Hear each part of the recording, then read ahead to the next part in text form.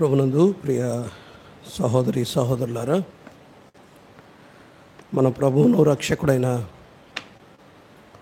యేసుక్రీస్తు అమూల్యమైన నామమున ఉదయకాలం వేళ చేరి వచ్చిన మీకు అందరికీ హృదయపూర్వక వందనాలు.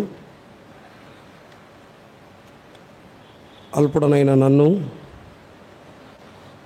ఆ ప్రేమతో మీ మధ్యకు ఆహ్వానించినందుకు స్థానిక సంఘానికి, బాధ్యత కలిగినటువంటి పెద్దలకు, పరిచారకులకు హృదయపూర్వక కృతజ్ఞతలు తెలియజేస్తున్నాను.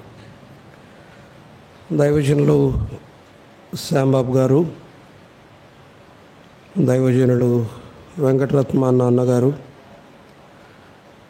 అలాగే మన ప్రియులు శామ్యుల్ అన్న, వారితో పాటు కలిసి నాకు పరిచర్యలో భాగస్వామ్యాన్ని అనుగ్రహించిన ప్రభువును స్తుతిస్తున్నాను. నా అవసరత పెద్దగా లేదు, ఉద్దండులు ఉన్నారు, అయినా సహాయకరంగా వారికి కాస్త మధ్యలో రిలీఫ్ ఇవ్వటానికి మధ్యలో నాకు కూడా అవకాశాన్ని ప్రభు ఇచ్చినందుకు ఈ ప్రభువును స్తుతిస్తున్నాను. మంచిది. ఫ్యామిలీ కాన్ఫరెన్స్ అన్న సంగతి నేను పోస్టర్ చూసేంతవరకు తెలియలేదు నాకు. తర్వాత పోస్టర్ చూసిన తర్వాత ఓహో ఫ్యామిలీ కాన్ఫరెన్స్ అని తెలిసింది. ఆ పోస్టర్ కూడా చాలా ఆలస్యంగా చూశాను. అయినా దానికి సంబంధించిన సంగతులే మనం ఆలోచించేద్దాం. దానికి సంబంధించిన సంగతులే మనం ఆలోచించేద్దాం. దేవుని గ్రంథంలో నుండి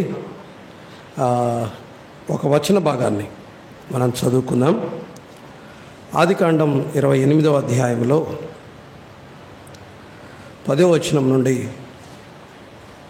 17వ వచనం వరకు చదువుతున్నాను. ఆదికాండం 28వ అధ్యాయం 10వ వచనం నుండి 17వ వచనం వరకు చదువుకున్నాం. యాకోబు మొదట నేను చదువుతాను, తర్వాత మీరు చదివి సాయం చేయండి. యాకోబు బెయేర్షెబా నుండి బయలుదేరి హారాను వైపు వెళ్ళుచు ఒక చోట చేరి ప్రొద్దుగుంకినందున అక్కడ రాత్రి నిలిచిపోయి ఆ చోటి రాళ్ళల్లో ఒకటి తీసుకొని తనకు తలగడగా చేసుకొని అక్కడ పండుకొనెను. అప్పుడు అతడు ఒక కల కనెను. అందులో ఒక నిచ్చెన భూమి మీద నిలుపబడి ఉండెను. దాని కొన ఆకాశమునంటెను. దాని మీద దేవుని దూతలు ఎక్కుచూ దిగుచూ ఉండిరి. మరియు యెహోవా దానికి పైగా నిలిచి, నేను నీ తండ్రి అయిన అబ్రహాము దేవుడను, ఇసాకు దేవుడైన యెహోవాను, నీవు పండుకొని ఉన్న ఈ భూమిని నీకును నీ సంతానమునకును ఇచ్చేదను. నీ సంతానము భూమి మీద లెక్కకు ఇసుక రేణువుల వలెనగును. నీవు పడమటి తట్టునను, తూర్పు తట్టును, ఉత్తరపు తట్టును, దక్షిణపు తట్టును వ్యాపించెదవు. భూమి యొక్క వంశములన్నీయు నీ మూలముగాను నీ సంతానం మూలముగాను ఆశీర్వదింపబడును. ఇదిగో, నేను నీకు తోడయ్యుండి నీవు వెళ్ళు ప్రతి స్థలమందు నిన్ను కాపాడుచు ఈ దేశమునకు నేను మరలా రప్పించేదను. నేను నీతో చెప్పినది నెరవేర్చు వరకు నేను విడవనని చెప్పగా యాకోబు నిద్ర తెలిసి, నిశ్చయముగా యెహోవా ఈ స్థలమందు ఉన్నాడు, అది నాకు తెలియకపోయిననుకొని భయపడి, ఈ స్థలము ఎంతో భయంకరము, ఇది దేవుని మందిరమే కానీ వేరొకటి కాదు, పరలోకపు గవిని ఇదే అనుకొనెను. ప్రార్థన చేద్దాం దేవుని ఆత్మ సహాయం కొరకై. పరిశుద్ధుడైన తండ్రి, ఉదయకాలం మరలా సహాయం కొరకై మిమ్మను ఆశ్రయిస్తున్నా. మీ నామమున ఇక్కడ మేము చేరి ఉన్నాం. మీ సన్నిధి మా మధ్య మీరు ఉంచినందుకై కృతజ్ఞతలు చెల్లిస్తున్నాం. మమ్మను సాధనాలుగా మాత్రమే ఉపయోగించుకొని మీ ప్రజలతో మాట్లాడమని ప్రార్థిస్తున్నాం. మీ ఎదుట మేము ప్రత్యక్షపరచబడ్డప్పుడు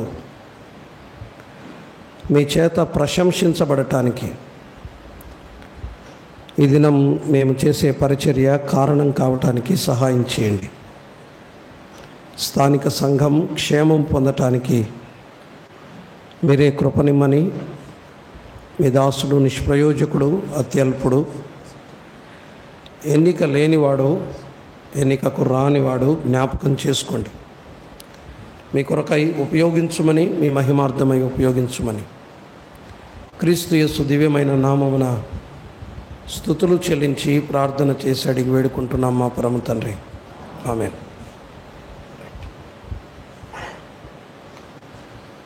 రైట్, మంచిది. దేవుని గ్రంథంలో ఈ ఉదయకాలం వేళ ఆదికాండం 28వ అధ్యాయంలో నుండి కొన్ని వచనాలు మనం చదువుకున్న వచన భాగాల్లో ఒక విషయాన్ని మనం ఆలోచించేద్దాం. ఈ 2 రోజుల్లో నాకు ఇవ్వబడిన సమయంలో దేవుని గ్రంథంలో దేవుని మందిరాన్ని గూర్చినటువంటి ప్రస్తావన, the law of first mention అంటారు. బైబిల్లో తొలిసారి ఒక విషయాన్ని ఎక్కడైతే ప్రస్తావించబడిందో ఆ ప్రస్తావించబడిన స్థలాలలో దానికి అవసరమైనటువంటి సమాచారం అంతా దొరుకుతుంది.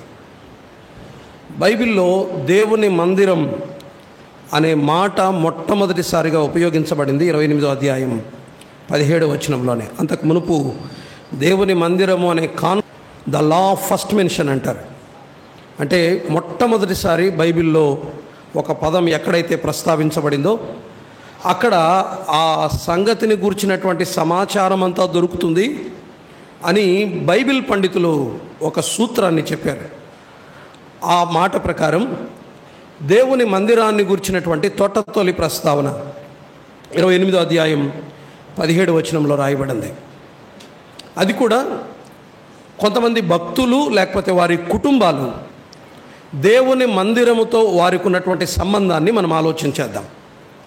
వారు ఆ మందిరముతో ఎలాంటి కమ్యూనికేషన్ పెట్టుకున్నారు, దేవుని మందిరముతో వారు ఎలాంటి సంబంధాన్ని కలిగి ఉన్నారు అన్న సంగతి మనం ఆలోచించేద్దాం. ప్రభువు అనుమతించిన కొలది ఆదికాండం 28వ అధ్యాయంలో యాకోబు దేవుని మందిరం కనిపిస్తుంది.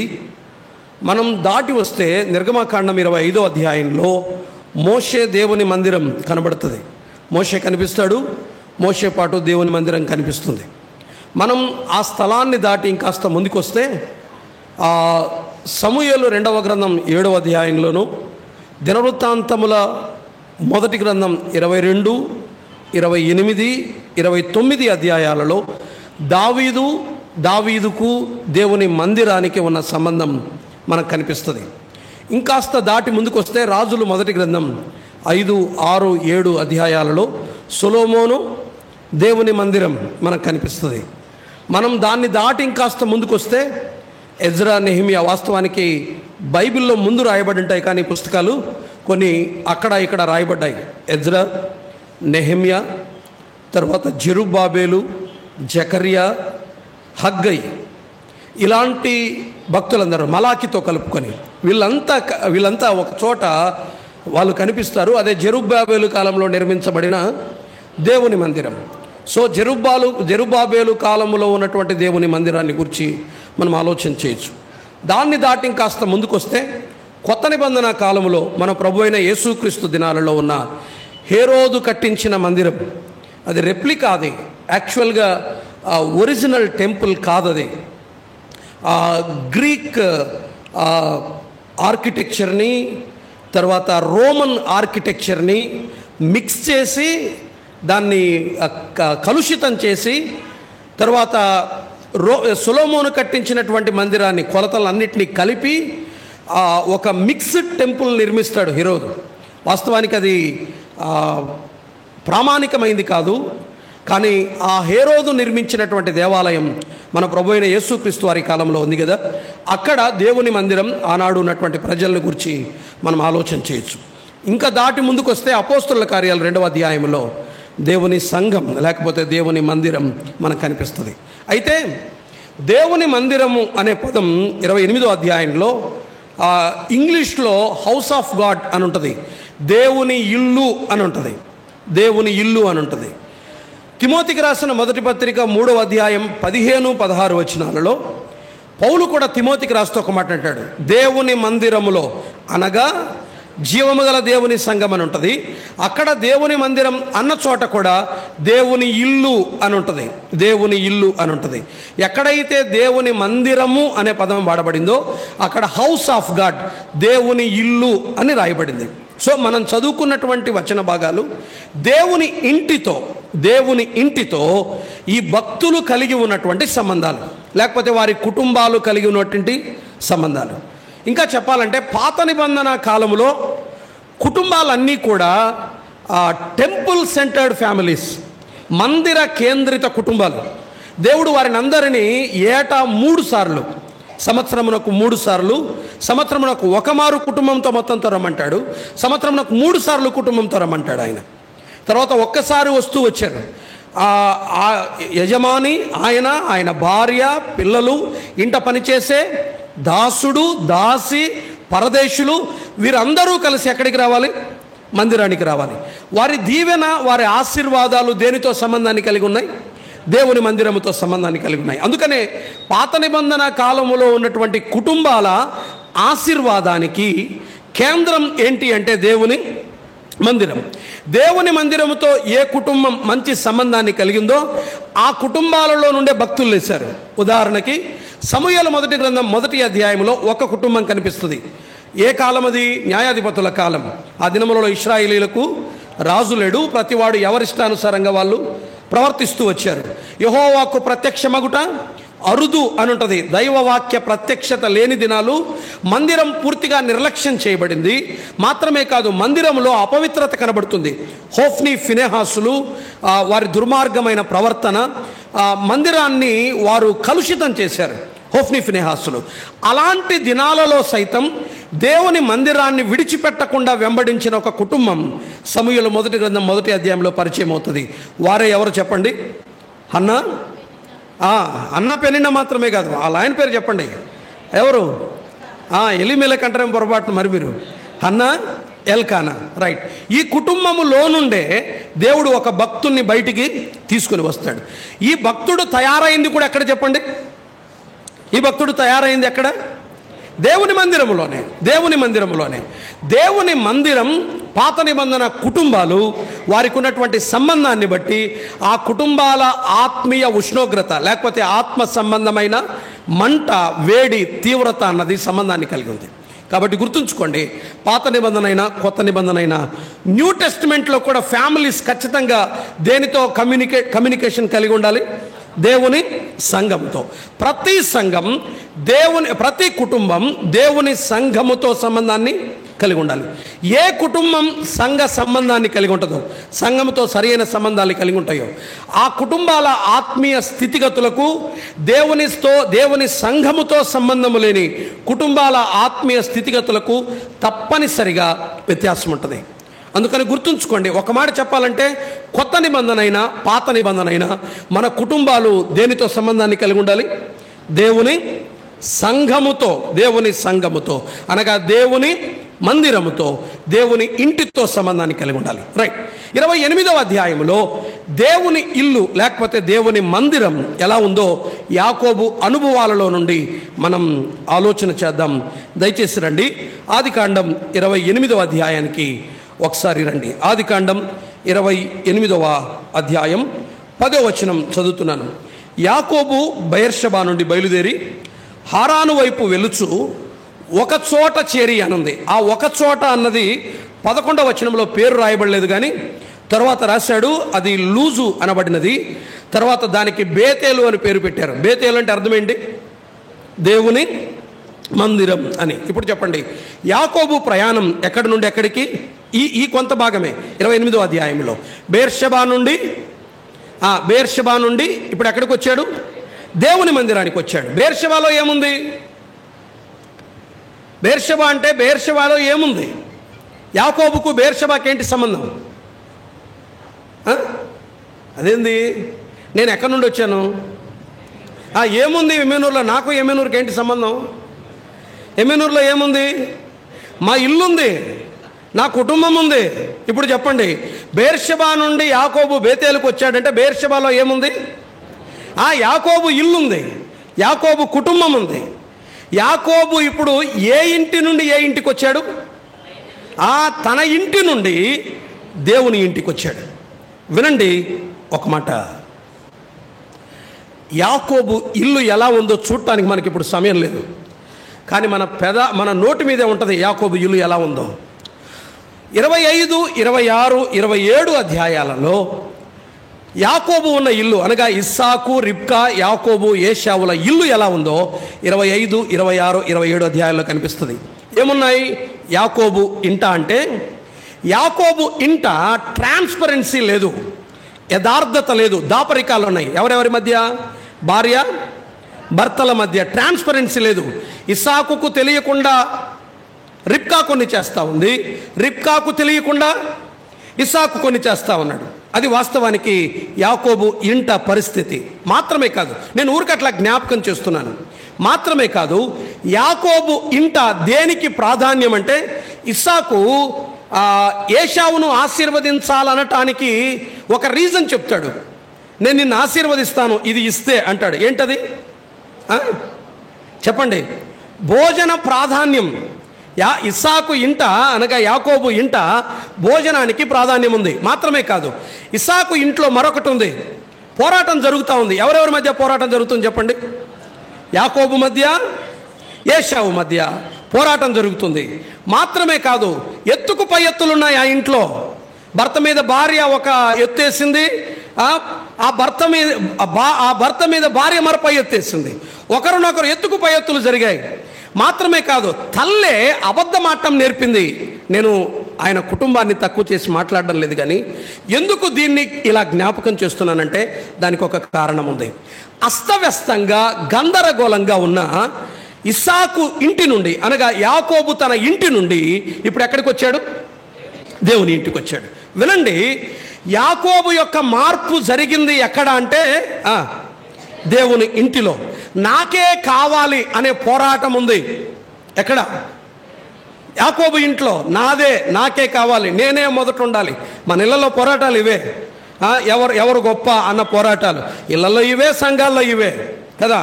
ఎక్కడికి పోయినా ఇవే పోరాటాలు. నేనంటే నేను కనిపించాలంటే నేను కనిపించాలి, నాది నడవాలంటే నాది నడవాలి, నేనే అధికారిగా ఉండాలంటే నేనే అధికారిగా ఉండాలి. ఇవే పోరాటాలు యాకోబు ఇంట.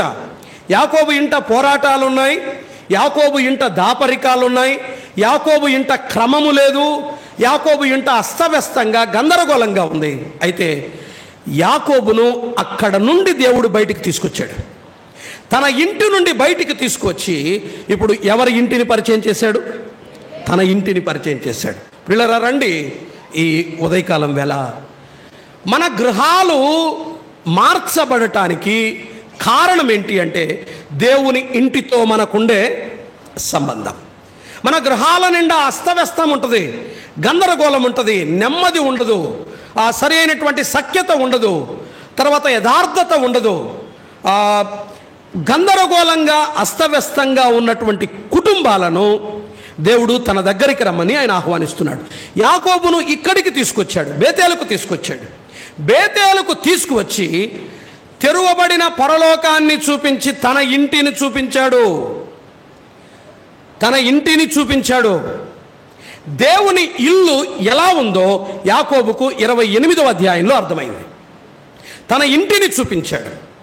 ఇంటిని చూపించి మీరు ఈ లోక సంబంధమైన వాటి కోసం బతుకుతున్నారు యాకోబు, ఇది కాదు అసలైన జీవితం. ఒకసారి పైకెత్తి చూడు, తెరవబడిన పరలోకాన్ని చూడు, అక్కడ ప్రభువును చూడు, ఆయన స్వరాన్ని విను, దేవదూతల రాకపోకలు గమనించు, వేయబడిన నిచ్చెనను చూడు అని పరసంబంధమైన తన ఇంటిని యాకోబు కళ్ళ ముందు దేవుడు పెట్టాడు. ప్రియులరా, దేవుని యొక్క ఆశ, దేవుని యొక్క ఆలోచన నాటికి నేటికి ఇదే. నేను ఆ విషయాలే ఆలోచన చేయబోతున్నాను. ఎందుకు ఇక్కడికి రావాలి, ఎందుకు యాకోబు ఇక్కడికి తీసుకొచ్చాడంటే ఇక్కడ తన ఇంటిలో కొన్ని ముఖ్యమైన సంగతులను యాకోబుకు దేవుడు చూపించాడు. యాకోబు దేవుని ఇంటిలో వేటిని చూశాడో ఈ ఉదయకాలం వేళ ఆలోచన చేద్దాం. దయచేసి మన గృహాలను విడిచిరండి, మన కుటుంబాలను విడిచిరండి, ఆయన ఇంటికి వద్దాం. ఆయన ఇంటిలో మనకు కనబడే సంగతులు కొన్ని మనం ఆలోచన చేద్దాం. దయచేసి రండి, మన ఇళ్ళని ఇప్పుడు వదిలిరండి. మీరు మళ్ళీ ఇళ్ళ దగ్గర రైట్ పాలు పెట్టి వచ్చినా లేదా, తాళం వేసి వచ్చినా లేదా, పొరపాటున దీన్ని స్విచ్ ఆఫ్ చేసి వచ్చినా లేదా, లేకపోతే ఈ పని ఉంది, జస్ట్ మన ఇళ్లలో నుండి ఆ వాతావరణంలో నుండి ఇక్కడికి రండి, దేవుని ఇంటికి రండి. దేవుని ఇంటిలో, దేవుని మందిరంలో ఏమున్నాయో, యాకోబు ఏమి చూశాడో ఆ సంగతులు ఈ మధ్యాహ్న కాలం వేళ మన ముందున్న సమయంలో ఆలోచించేద్దాం. దయచేసి రండి, ఆ సంగతులు ఆలోచించేద్దాం. 28వ అధ్యాయం. దేవుని ఇంటికి వచ్చిన యాకోబు దేన్ని చూశాడో మొదట మనం ఆలోచించేద్దాం, మరలా చదువుకుందాం. 28వ అధ్యాయం 10వ వచనం. 28వ అధ్యాయం 10-11 వచనాలు. యాకోబు బెయేర్షెబా నుండి బయలుదేరి హారాను వైపు వెలుచు ఒక చోట చేరి ప్రొద్దుగుంకినందున అక్కడ ఆ రాత్రి నిలిచిపోయి ఆ చోటి రాళ్లల్లో ఒకటి తీసుకొని, ఎవ్రీ వర్డ్ వినాలి అమ్మా వినాలి, ప్రతి పదము ప్రాముఖ్యమైందే చదువుకున్న వచనంలో. ఎక్కడి నుండి బయలుదేరాడు వినాలి. ఎక్కడి నుండి బయలుదేరాడు? బెయేర్షెబా నుండి బయలుదేరాడు. ఎటువైపు వెళ్తా ఉన్నాడు? హారాను వైపు వెళ్తున్నాడు. హారాను వైపు వెళ్ళేవాడు ఎక్కడ ఆగిపోయాడు? ఒక చోట, అనగా దేవుని మందిరం అనుకుందాం, అక్కడ ఆగిపోయాడు. అప్పుడు రాత్రి అయ్యింది. మాత్రమే కాదు, అక్కడ ఒక రాయిని తీసుకున్నాడు. రైట్, ఓకే, వినండి. ఇవి ఏవి? నేను నమ్మేది ఏంటంటే, నేను నమ్మేది కాదు, మీరు నమ్మాల్సింది కూడా ఇదే. ఇది ఏది యాదృచ్ఛికంగా జరగల, అన్ఫార్చునేట్గా అన్న పొరపాటున అనుకోకుండా రావాల్సి వచ్చిందంటాం మనం. ఇక్కడ వాస్తవానికి జరిగింది యాదృచ్ఛికంగా కాదు. ఆ సమయానికి దేవుడే రాత్రి అయ్యేటట్టు చేశాడు. ఆ సమయానికి దేవుడు అక్కడే ఆపాడు. ఎక్కడ? లూజులో, బేతేలులో అక్కడే ఆపాడు. అక్కడే ఆ రాత్రి సూర్యుడు అస్తమించాడు. అక్కడే తాను ఆగిపోయాడు. ఆ స్థలంలో నిలవబడిపోయాడు. ఇప్పుడు యాకోబు దేవుని మందిరానికి వచ్చాడు. నేను ఒక మాట అడుగుతాను, యాకోబును దేవుడే దేవుని మందిరానికి తెచ్చాడు. జాగ్రత్తగా వినండి. యాకోబును దేవుడే దేవుని మందిరానికి తెచ్చాడు. వినండి, దేవుని మందిరానికి తెచ్చి, దేవుని ఇంటికి తెచ్చి ఆకాశాన్ని తెరిచాడు. ఆకాశాన్ని తెరిచి తెరువబడిన పరలోకాన్ని చూపించి అద్భుతమైన ప్రత్యక్షతనిచ్చాడు. అంతవరకు ఏ భక్తునికి లేని అత్యున్నతమైన ప్రత్యక్షతనిచ్చాడు. నేను ఒక మాట అడుగుతాను, సమాధానం చెప్పండి. యాకోబుకు పరలోకాన్ని దేవుడు చూపించాడు అంటే యాకోబు ఏమి చేసి వచ్చాడు ఇంటి దగ్గర? యోగ్యుడనా? కాదు. వాస్తవానికి యాకోబు ఇక్కడికి వచ్చే సమయానికి యాకోబు ఎలాంటి వాడు? మోసం చేశాడు, అబద్ధమాడాడు, వేషం వేసుకున్నాడు. ఇప్పుడు చెప్పండి, మోసగాడైన యాకోబుకు, వేషము వేసుకున్న యాకోబుకు, అబద్ధికుడైన యాకోబుకు దేవుడు పరలోకాన్ని చూపించాడు అంటే అందులో ఏం కనబడుతుంది? అంతే, నాకు అదొక్కటే కావాలి. ఇప్పుడు చెప్పండి, యాకోబు దేవుని మందిరములో చూసింది ఏంటో తెలుసా? ఆయన కృప. దేవుని మందిరములో దేవుడు యాకోబుకు దేవుని కృపను చూపించాడు. ఇప్పుడు చెప్పండి, దేవుని మందిరములో ఏముంటుంది? ఆయన కృప. స్ట్రైట్ క్వశ్చన్ మీకు అందరికీ, మీరు ఎవరైనా, నాకు కూడా మనము ఇక్కడ ఉన్నామంటే కారణం ఏంటి? దేవుని కృప. నేను MA B.Ed చేశాను కాబట్టి ఇక్కడ ఉన్నానా? లేకపోతే నువ్వు ఫలాని వృత్తి కలిగి ఉన్నావు కాబట్టి ఇక్కడ ఉన్నావా? లేకపోతే మీ అమ్మా నాన్న ఏదో చేశారు కాబట్టి ఇక్కడ ఉన్నావా? ఇక్కడ మనము చేరి ఉన్నాము అంటే, దేవుని మందిరములో ఉన్నా అంటే ఒకే ఒక రీజన్ ఏంటో తెలుసా? దేవుని కృప. దేవుని మందిరములో దేవుని కృప తప్ప మరేమీ కనపడదు. హలో వినాలి. నీ గొప్పతనం ఏమి ఇక్కడ లేదు. నీవు ఇక్కడ ఉండడానికి కారణం, ఉదాహరణకి నేను దేవుని సేవకుణ్ణి, నేను దేవుడు సేవకుణ్ణి అయ్యాను అంటే కారణం ఏంటి? ఆయన కృప. నీవు పెద్దవయ్యావంటే కారణం ఏంటి? ఆయన కృప. నీవు పరిచారకుడు అయ్యావంటే కారణం ఏంటి? ఆయన కృప. నీవు గాయకుడు అయ్యావంటే కారణం ఏంటి? ఆయన కృప. సంఘములో నువ్వు ఏమైనా, నీ స్థానం ఏమున్నా, నీ పేరేమున్నా, నీ పలుకుబడేమున్నా, నీది నడిచినా నీది నడవకపోయినా, దేవుని మందిరములో నీవు నేను ఉన్నామంటే ఒకే ఒక కారణం. అదేంటి? ఆయన కృప. యోగ్యులము కాకపోయినా తీసుకొచ్చాడు ప్రియులారా ఇక్కడికి. అర్హత లేకపోయినా తీసుకొచ్చాడు ఇక్కడికి. ఆయన అబద్ధికులం, మోసగాళ్ళం, చెడిపోయిన వాళ్ళం, మనల్ని తీసుకొని వచ్చి మందిరంలో పెట్టాడు. స్థానాన్ని ఇచ్చాడు, బాధ్యతనిచ్చాడు, మందన అప్పగించాడు, పరిచర్యనిచ్చాడు, భాగ్యాన్ని ఇచ్చాడు, ఆరాధించే కృపనిచ్చాడు. కారణం ఏంటి? ఆయన కృప. యాకోబు, నీ ప్రయాస వల్ల ఏమీ కాదు, ఇవ్వాలి అంటే నేను ఇవ్వాలి. నేను కృపచేత మాత్రమే మానవునికి ఏదైనా భూమి మీద అనుగ్రహించబడుతుంది. అది నీవు అర్థము చేసుకొని తన మందిరములో కృపా సమృద్ధిని చూపినవాడు ఆయన. సోదరుడా, సోదరి, తన ఇంటి నుండి తీసుకొచ్చి దేవుని ఇంటిలో నిలబెట్టి ఆయన కృపను స్పష్టంగా చూపినవాడు ఆయన. మనము ఇక్కడ ఉన్నాము అంటే కేవలం ఆయన కృప. కొత్త నిబంధన ఏమనింది చూడండి, ఒక వచనం చదువుదాం. ఎఫెసీయులకు రాసిన పత్రిక, మనకు బాగా పరిచయమైన లేఖన భాగాలే.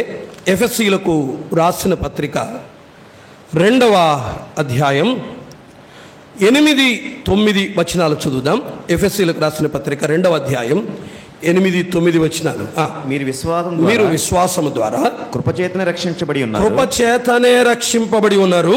ఇది మీ వలన కలిగినది కాదు, మీ వల్ల కలిగింది కాదు, దేవుని వరమే. దేవుని వరమే. అది క్రియల వలన కలిగినది కాదు గనుక ఆ మాట పట్టుకోండి. అది క్రియల వలన కలిగినది కాదు గనుక ఎవడును అతిశయపడ వీలు లేదు. ఇప్పుడు చెప్పండి, దేవుని మందిరములో లేదా దేవుని సంఘములో నీవైనా నేనైనా రక్షించబడ్డామన్నా, ఏ పరిచర్య చేస్తున్నా దానికి కారణం ఏంటి? ఆయన కృప. క్రియల వలన కలిగినది కాదు. ఇది మనసులో పడితే చాలు. నీవేదో పెద్ద అని అంటే ఒక పెద్ద స్థాయిలో ఉన్నవని, లేకపోతే నువ్వు ఒక పెద్ద ఉద్యోగివని, లేకపోతే నువ్వు ఒక పెద్ద వృత్తి కలిగిన వాడువని, నీవు ఒక పెద్ద ధనవంతుడవని, లేకపోతే నీది ఒక పెద్ద కులమని నువ్వు ఇక్కడికి రాలా. కేవలము ఆయన కృప. Just his unmerited favour. అపాత్రులమైన మనకు ఆయనకు అనుగ్రహించిన కృప. అందుకని అంటాడు, క్రియల వలన కలిగినది కాదు గనుక ఏమన్నాడు? ఎవడును అతిశయపడ వీల్లేదు. ఇప్పుడు చెప్పండి, ఇక్కడ ఏముండకూడదు? ఇక్కడ ఏముండకూడదు? మరి నువ్వేం చేస్తున్నావు? ఇక్కడ ఏముండకూడదు? మరి నువ్వెందుకు అతిశయిస్తున్నావు? మరి ఎక్కడిది గర్వం? ఎక్కడిది విర్రవీగుడుతున్నావు? మందిరాల్లో ఎందుకు విర్రవీగుడుతనం వచ్చింది? ఎందుకు ఈ లెక్కలేనితనం వచ్చింది? ఎందుకు ఈ నిర్లక్ష్యం వచ్చింది? ఎందుకంత పొగరు? ఎందుకంత అతిశయం? ఎందుకంత గర్వం? దేవుని మందిరములో కృప నీకు అర్థమైతే,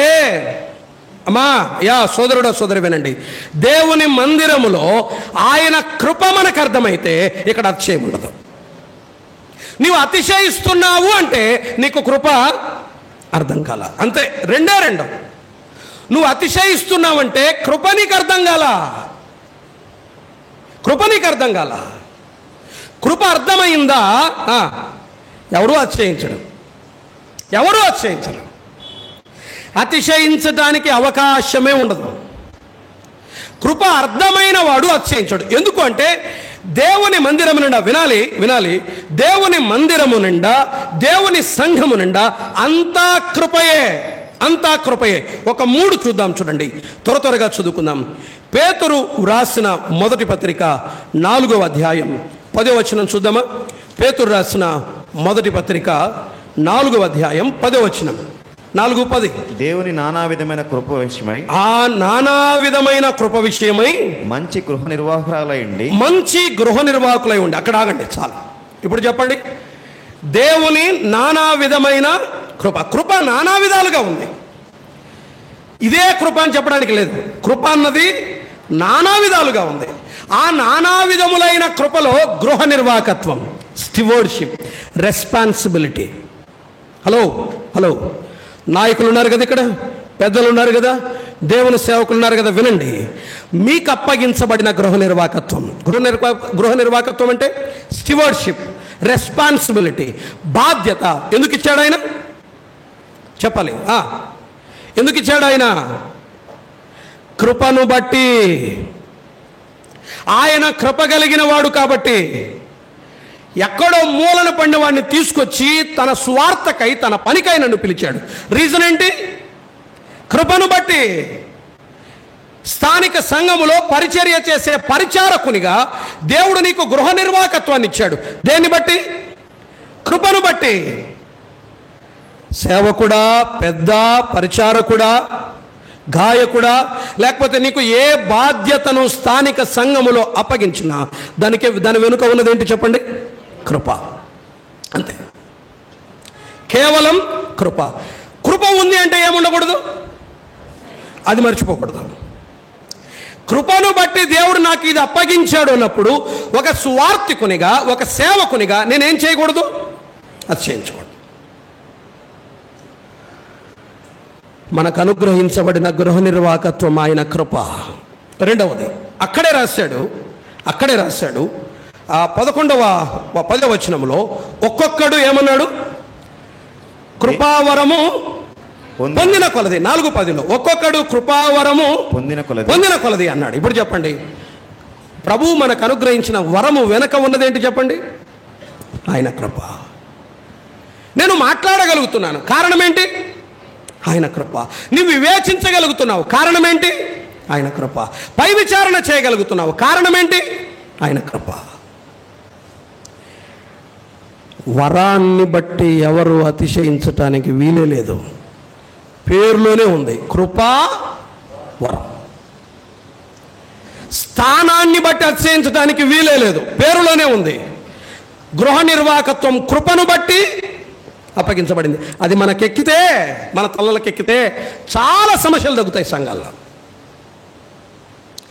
నీ స్థానం ఆయన కృపను బట్టి మాత్రమే. నా వరం ఆయన కృపను బట్టి మాత్రమే. నా ఎబిలిటీ కాదు, నా సామర్థ్యం కాదు, కేవలం ఆయన కృప. కొంతమంది అంటారు, నేను భలే ప్రయాసపడ్డాను బ్రదర్ అని అంటారు కదా. రండి, ఒకవేళ మీరు ప్రయాసపడ్డాము అన్న బైబిల్ ఏమంటుందంటే, దయచేసి రండి, కొరింథీయులకు రాసిన మొదటి పత్రిక 15వ అధ్యాయం. కొరింథీ మొదటి పత్రిక 15వ అధ్యాయం 10వ వచనం చదువుదామా?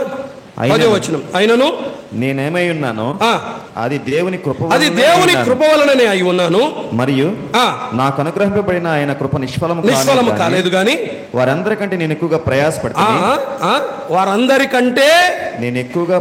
అందరికంటే నేను ఎక్కువగా ప్రయాసపడుతుని, కాబట్టి నేను దీనికి అర్హుణ్ణి, కాబట్టి నేను దీనికి సరిపోయిన వాణ్ణి, కాబట్టి నేను చెప్పిందే నడవాలి, కాబట్టి నేను అనుకున్నదే జరగాలి అన్నాడా? తర్వాత ఏమన్నాడు? ప్రయాసపడినది నేను కాదు, నాకు తోడయ్యున్న దేవుని కృపయే. ప్రయాసపడ్డారా? ప్రయాసపడ్డ వెనకాల కూడా ఏముంది చెప్పండి? కృపే. ఒక మాట చెప్పుకుందామా? దేవుని సంఘము నిండా, దేవుని ఇంటి నిండా, దేవుని మందిరము నిండా ఏమీ కనిపించవు, స్థానాలు కనిపించవు, వరాలు కనిపించవు, ప్రయాస కనిపించదు. వీటన్నిటి వెనకాల కనిపించేది ఒకే ఒకటి, అదేంటంటే ఆయన కృప. నా ప్రయాస అంటానికి వీల్లేదు, ఆయన కృపే ప్రయాసపడింది. నా స్థానం అంటానికి వీల్లేదు, ఆయన కృపే కారణం. నా వరం అంటానికి వీల్లేదు, ఆయన కృపయే కారణం. ఆయన కృప, ఆయన కృప, ఆయన కృప, ఆయన కృప. మందిరము నిండా ఆయన తన కృపను చూపించాడు. ఆకాశాన్ని తెరిచి నా కృప ఇది అని తన కృపను చూపించినవాడు ఆయన. ఇప్పుడు చెప్పండి, దేవుని మందిరములో ఏవి కనిపించవు, ఏమీ కనిపించవు. వరం మరుగున కావాలి, స్థానాలు మరుగున కావాలి, మన ప్రయాస మరుగున కావాలి, కనిపించాల్సిందేంటి? ఆయన కృప. అంతే. అది చూశాడు యాకోబు దేవుని మందిరంలో, తన ఇంటి నుండి తీసుకొచ్చి దేవుని ఇంటిలో నిలబెట్టి, ఈ కృపను చూడు యాకోబు, అనుభవించు అని కృపను అనుభవింప చేసిన వాడు ఆయన. ఇది మొదటిది. రెండవది చూద్దాం, చూడండి. యాకోబుకు దేవుని మందిరములో దేవుడు ఏమి చూపించాడు మరలా మనం ఆలోచన చేద్దాం. 28వ అధ్యాయం ఆదికాండం 28వ అధ్యాయం 17వ వచనం చదువుదాం. భయపడి ఈ స్థలము ఎంతో భయంకరము, ఇది దేవుని మందిరమే కానీ వేరొకటి కాదు. పరలోకపు గవిని ఇదే అనుకొనెను. పరలోకపు గవిని ఇదే అనుకొనెను. చాలా. రెండవది ఏంటి అంటే, వినండి, యాకోబుకు దేవుడు చూపించిన మరొక దృశ్యం, మరొక మాట చెప్పాడు. పరలోకపు గవిని ఇదే అని అన్నాడు. గవిని అంటే బైబిల్లో గవినిని గూర్చిన ప్రస్తావనలు, అయ్యా దయచేసి వినండి, గవినిని గూర్చిన ప్రస్తావనలు లేఖనాల్లో చాలా చోట్ల కనబడుతుంది. మనకు కనిపించే సందర్భాలన్నీ మనం చదువుకోలేం కానీ, బట్ 1-2 విషయాలు మాత్రం నేను జ్ఞాపకం చేస్తాను. ఆదికాండం 19వ అధ్యాయంలో ఒక వచనం మనం చదువుదాం. ఆదికాండంలో 19వ అధ్యాయం 1వ వచనం. ఆ సాయంకాలమున ఆ ఇద్దరు దేవదూతలు సొదొమ చేరునప్పటికీ లోతు సొదొమ గవిని యొద్ద కూర్చుండాను. గుర్తుపెట్టుకోండి మాట. ఎవరు కూర్చుంటారు గవిని దగ్గర? గవిని దగ్గర కూర్చునే వారికి ఉన్నటువంటి ప్రాధాన్యత ఏంటి అక్కడే చెప్పాడు. 19వ అధ్యాయంలో 9వ వచనం. ఈ మనుష్యులు నా ఇంటి నీడకు వచ్చి ఉన్నారు కనుక నీ వారిని మీరేమి చేయకూడదని చెప్పినప్పుడు వారు నీవు అవతలికి పొమ్మనివి, మరియు వారు వీడెవడో మనలోనికి పరదేశిగా వచ్చి తీర్పరిగా ఉండ చూస్తున్నాడు. ఇప్పుడు చెప్పండి, గవిని దగ్గర ఏం జరుగుతాయి? తీర్పులు జరుగుతాయి. తీర్పు తీర్చేవారు ఎవరు? అధికారులు. తీర్పు తీర్చేవారు అధికారులు. ఇప్పుడు చెప్పండి, గవిని దగ్గర ఏముంటుంది? అధికారం ఉంటుంది. గవిని దగ్గర అధికారం ఉంటుంది. అబ్రహాము భార్య అయిన శారాయి చనిపోయింది. హేతు కుమారుల దగ్గరికి వెళ్ళాడు, పొలాన్ని కొన్నాడు. వారు ఎక్కడ ప్రకటించారు? పురద్వారము దగ్గర, అనగా గవిని దగ్గర ప్రకటన చేశారు. బోయజు రూతును వివాహం చేసుకోవడానికి ముందు ప్రకటన చేసింది ఎక్కడ? గవిని దగ్గర. అంటే అక్కడ ఏముంది చెప్పండి? అధికారం ఉంది. అక్కడ అధికారం ఉంది. అన్నిటికంటే మించి సామెతల గ్రంథంలో ఒక చోటు ఉంది చూడండి. సామెతల గ్రంథం 31వ అధ్యాయం. సామెతల గ్రంథం 31వ అధ్యాయం 23వ వచనం చూద్దామా? ఆమె పెనిమిటి దేశపు పెద్దలతో కూడా కూర్చుండును.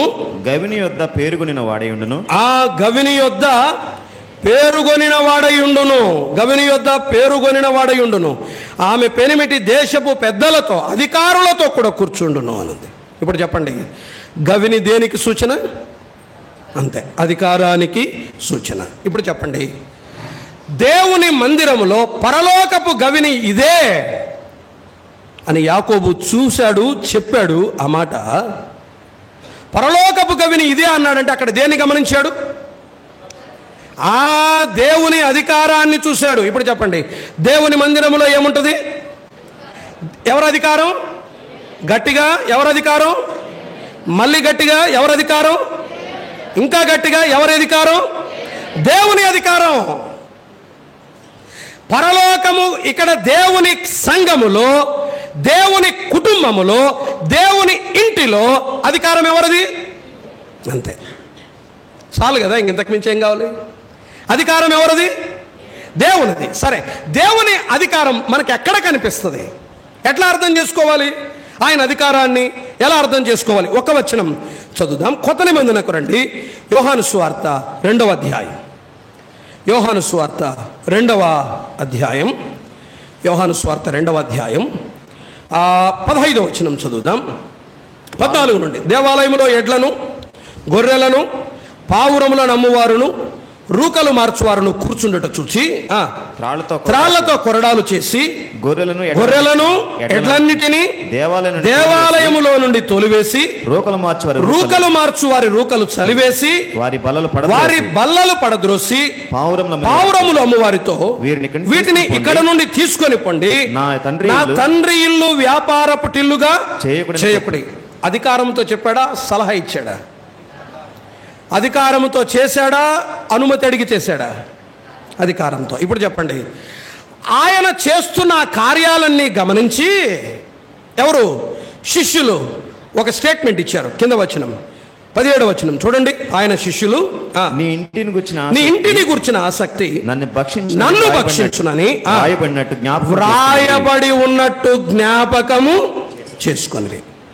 వ్రాయబడి ఉన్నట్టు జ్ఞాపకము చేసుకుని ఆ మాట మన మనసులో పనివ్వండి. ఇప్పుడు చెప్పండి, ప్రభు అయిన యేసుక్రీస్తు వారు దేవాలయములో తన అధికారాన్ని ఉపయోగించినప్పుడు వారికి ఏం జ్ఞాపకం వచ్చింది? లేఖనం జ్ఞాపకం వచ్చింది. ఇప్పుడు చెప్పండి, దేవుని అధికారము అనగా దేవుని సంఘములో ఏ అధికారం? లేఖన అధికారం. ఆయన లేఖనముల ప్రకారమే చేశాడు. ఓ ఇలా రాయబడింది కదా, రాయబడినట్లు ఈయన చేశాడు. వాక్యములో ఏమైతే సెలవిచ్చిందో సెలవిచ్చినట్టు ఈయన చేశాడు. వారు వ్రాయబడి ఉన్నట్టు జ్ఞాపకం చేసుకునేది. ప్రభు అయిన యేసుక్రీస్తు దేవాలయములో ఉపయోగించింది లేఖన అధికారాన్ని. ఇప్పుడు చెప్పండి, దేవుని సంఘములో, దేవుని మందిరములో, దేవుని ఇంటిలో అత్యున్నతమైన అధికారం దేనికి? వాక్యానికి. ఇక్కడ వాక్యాధికారము మాత్రమే ఉండాలి. నా ఇష్టం కాదు, నా అభిప్రాయాలు కాదు, నా ఆలోచనలు కాదు, నా సొంత తలంపులు కాదు. ఇక్కడ ఏముండాలి? వాక్యాధికారం. ఏమి జరగాలన్నా ఎవరు అనుమతించాలి? చెప్పాలి. వాక్యం అనుమతించాలి, వాక్యము చెప్పాలి. వాక్యము ఇలా చేయమని రాయబడి ఉండాలి. వ్రాయబడి ఉన్నట్టు జ్ఞాపకము చేసుకున్నది. ఏది జరిగినా సంఘంలో ఓ వ్రాయబడి ఉంది కదా ఇలా, రైట్, ఓకే, నైస్.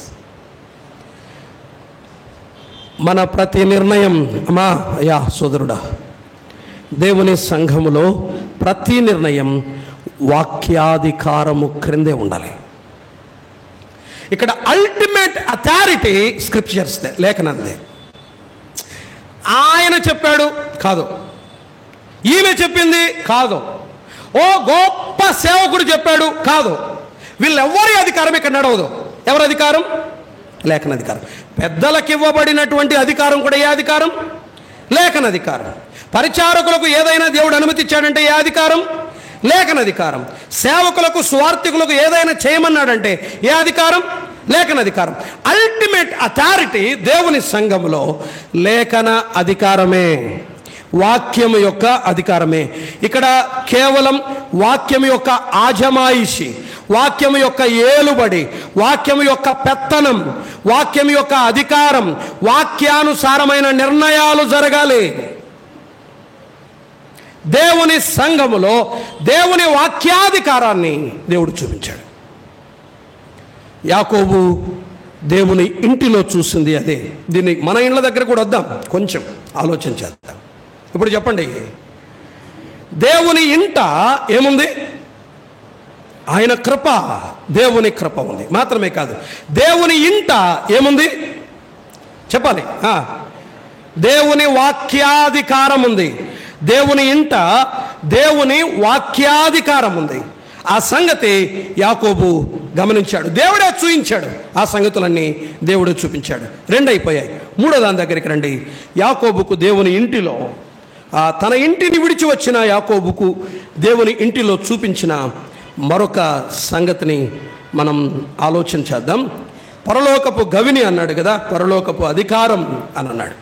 మూడో సంగతి చూడండి, 28వ అధ్యాయం ఆదికాండం. ఆదికాండం 28వ అధ్యాయం 16వ వచనం చదువుదాం. యాకోబు నిద్ర తెలిసి నిశ్చయముగా యెహోవా ఈ స్థలమందు ఉన్నాడు, అది నాకు తెలియకపోయిననుకొని భయపడి ఈ స్థలము ఎంతో భయంకరము, ఈ స్థలము ఎంతో భయంకరము, ఇది దేవుని మందిరమే కానీ వేరొకటి కాదు అని అన్నాడు. ఇది దేవుని మందిరమే అనే మాట అన్నాడు. ఇది దేవుని మందిరమే అని అన్నాడు. మూడవది ఏంటి అంటే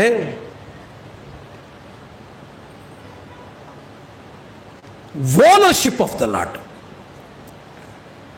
దేవుని యాజమాన్యాన్ని చూశాడు, దేవుని ప్రభుత్వాన్ని చూశాడు. ఇది దేవుని మందిరమే అని అన్నాడు.